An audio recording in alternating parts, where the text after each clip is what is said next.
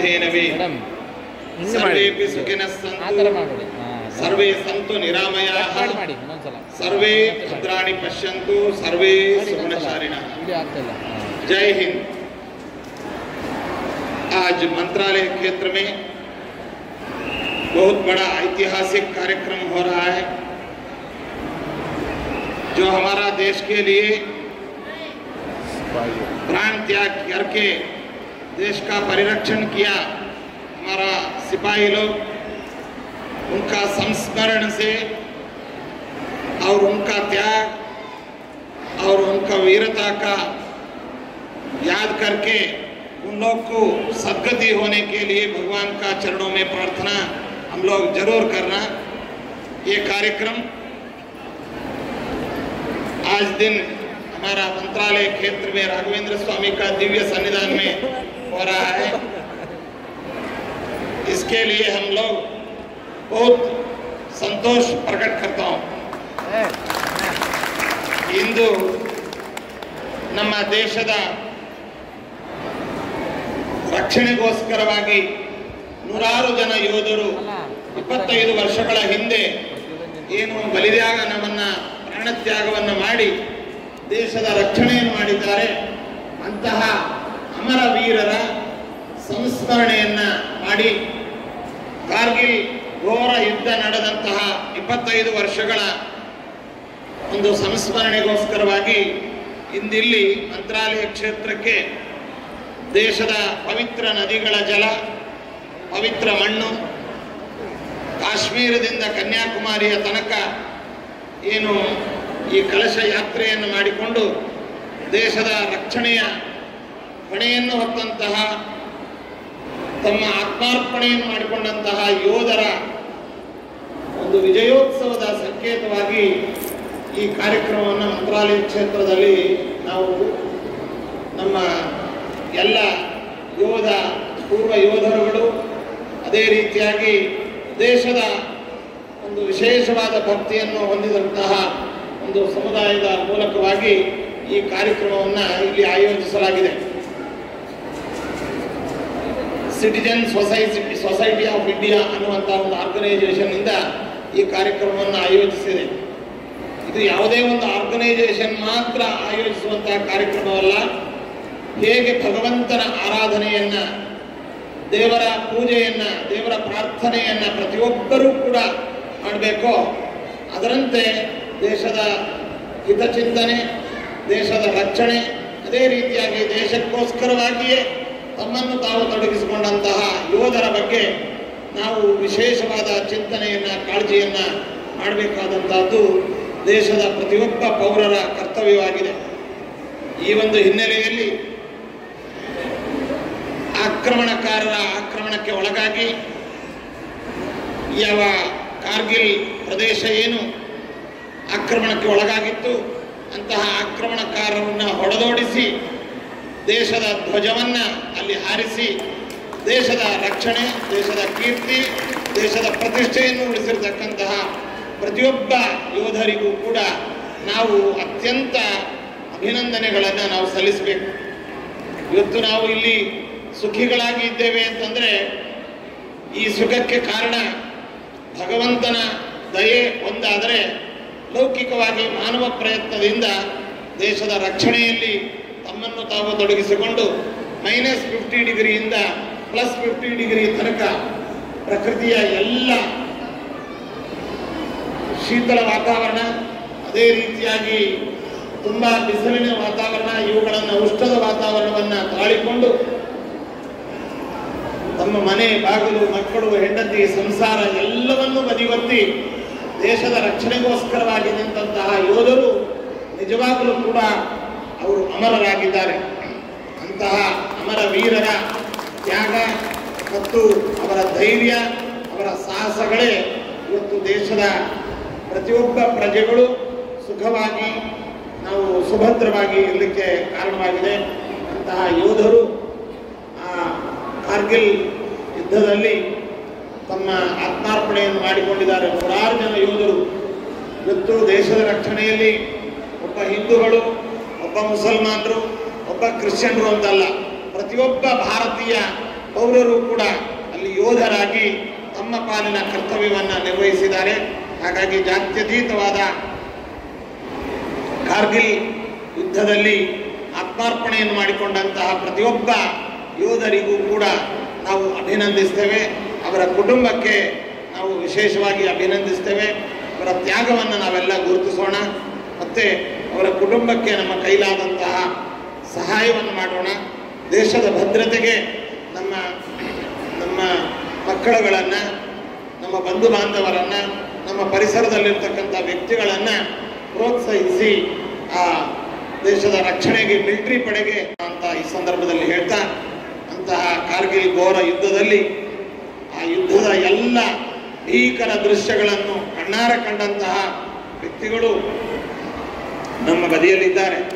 ಅವರನ್ನು ಭಂಡಾರಿಯವರು ಅವರನ್ನೂ ಕೂಡ ಅದೇ ರೀತಿಯಾಗಿ ನಮ್ಮ ಶ್ರೀಮಠದಲ್ಲಿ ಮತ್ತೋರ್ವ ಎಕ್ಸ್ ಮಿಲಿಟರಿ ಮ್ಯಾನ್ ನಮ್ಮ ರಂಗಸ್ವಾಮಿ ಅನ್ನುವಂಥವ್ರು, ಅವರು ಕೂಡ ಆ ಕಾರ್ಗಿಲ್ ಯುದ್ಧದಲ್ಲಿ ಯೋಧರಾಗಿ ಇದ್ದು ತಮ್ಮ ಪಾಲಿನ ಸೇವೆಯನ್ನು ಸಲ್ಲಿಸಿ ಮೃತ್ಯುಂಜಯರಾಗಿ ಮತ್ತೆ ಅವರು ನಮ್ಮ ನಡುವಿಗೆ ಬಂದಿದ್ದಾರೆ.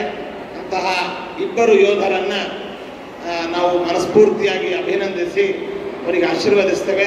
ಅದೇ ರೀತಿಯಾಗಿ ಅನೇಕ ಜನ ಈ ಯೋಧರುಗಳಿದ್ದಾರೆ, ಕರ್ನಲ್ಗಳು ಇದ್ದಾರೆ, ಮಿಲಿಟರಿಗೆ ಪರೋಕ್ಷವಾಗಿ ಸಹಕರಿಸುವಂತಹವರಿದ್ದಾರೆ.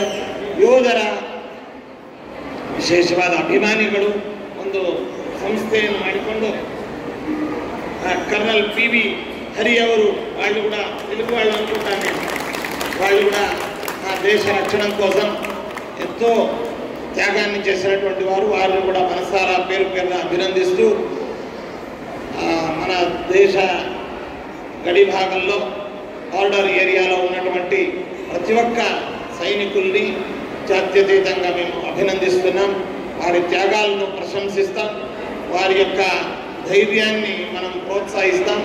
అలాగే మన భారత కేంద్ర సర్కారాన్ని, కేంద్ర ప్రభుత్వాన్ని కూడా అభినందిస్తూ రక్షణ శాఖ అధికారులను, మంత్రులను, మన దేశం యొక్క వెన్నెముక లాంటి గొప్ప వ్యక్తిత్వం కలిగినటువంటి మన ప్రధాని మోదీ గారిని కూడా అభినందిస్తూ అందరినీ అభినందిస్తాం. అప్పటి ప్రధానమంత్రులను, రక్షణ మంత్రులను, అదే దివంగత వాజ్పేయి గారిని అందరినీ కూడా ఈ సందర్భంలో స్మరిస్తూ వారి యొక్క కార్యాలను, సేవలను కూడా మనం అభినందిస్తూ అందరికీ సుఖంగా ఉండాలి, భద్రత దేశానికి ఉండాలి. ఏ వ్యక్తి అయితే దేశ భద్రత కోసం తన పోరాటాన్ని సాగిస్తున్నారో వారికి మనమందరం కూడా వారికి మారల్గా సపోర్ట్ చేద్దాం. మా చేతనైనటువంటి ధన సహాయాన్ని, వాక్ సహాయాన్ని, అలాగే మాకు తెలిసినటువంటి ఈ దేశ ద్రోహుల, అలాగే దేశ విచ్ఛిన్న శక్తుల ఆచూతిని వారికి తెలుపుదాం. ఇలా ఎప్పటికీ కూడా మన దేశాన్ని మనం కాపాడుకోవాలి. జనని జన్మభూమిశ్చ స్వర్గాదపి గరీయసి అన్నట్టుగా మన దేశం చాలా గొప్ప దేశం. మన దేశంలో ఋషి మునులు విశేషంగా నివసించారు, దేశాన్ని సంచారు. అలాగే ఎన్నో సిరి సంపదలను పొందినటువంటి దేశం, ఎన్నో చారిత్రకమైనటువంటి విశేషాలను పొందినటువంటి దేశం, పవిత్ర నదీ జలాలు ప్రవహించేటువంటి దేశం, పవిత్ర పుణ్యక్షేత్రాలు ఉండేటువంటి దేశం. అంతేకాకుండా వజ్రగని, అలాగే సువర్ణగని మొదలగు సిరి సంపదలు కలిగినటువంటి దేశాన్ని మనం కాపాడుకుందాం అనేటువంటి సందేశాన్ని సభాముఖంగా తెలియపరుస్తూ ఈ యొక్క పరమ పవిత్రమైనటువంటి కార్యక్రమాన్ని ఈ రోజును మనం సంతోషంగా, సాదరంగా మనం జరుపుకుని అందరికీ మరొకసారి అభినందనలు తెలుపుతున్నాం. ಸರ್ವೇ ಜನ ಸುಖಿನ ಭವಂತು, ಸಮಸ್ತ ಸನ್ಮಂಗಳಾನಿ ಭವಂತು. ಜೈ ಹಿಂದ್.